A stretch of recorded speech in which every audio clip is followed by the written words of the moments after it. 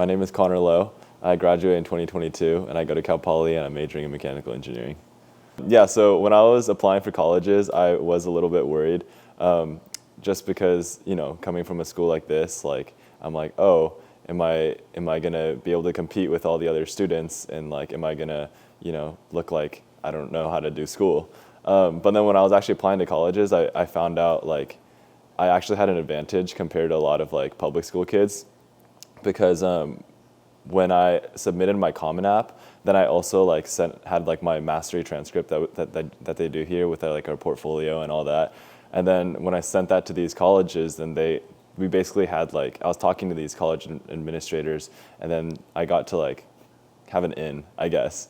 And I think they really liked my projects, because then they were asking questions about it. And then I ended up getting into every school I applied to except for Stanford.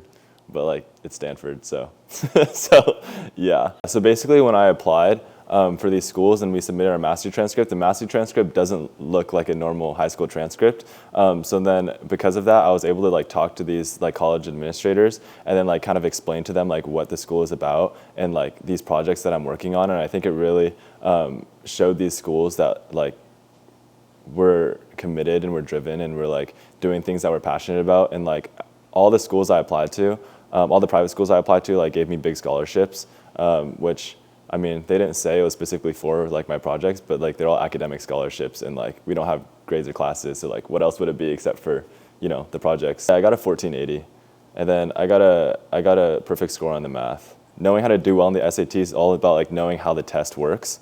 And so at Gibson Ek, they really teach you how to be driven, or you have to learn to be driven, because everything is you make your own projects, you set your own goals. So then when I was doing self-study for the SAT, I was just learning how the SAT asks you questions, and going through all the college board tests, the specific tests that they give you for practice, and then just figuring out all the quote unquote tricks of the SAT. Well, going into freshman year at Cal Poly, right off the bat, I realized that they teach you everything, as if you didn't know anything. Because all these classes start off with review. So then if you don't know it, then you're just reviewing it. And the second quarter that you go into is building off the first quarter. So as long as you pass your first quarter classes, the second quarter is not going to introduce anything from high school. It's just going to go off of what was in the class before it.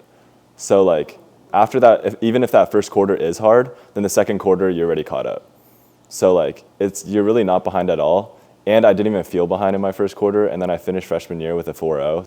I think compared to other students, I did have an advantage, mostly in studying habits and preparing for classes and in time management, because with Gibson Ek, you have your own projects, you're setting your own goals. I think looking at a lot of my friends and other people in college, they don't really know how to study, because in high school they're just oh, I'll just study the day before the test. And they go into the test and they fail in college because it's a lot harder than high school. I've always prepared well and well in advance for tests, so I don't feel nervous going to tests.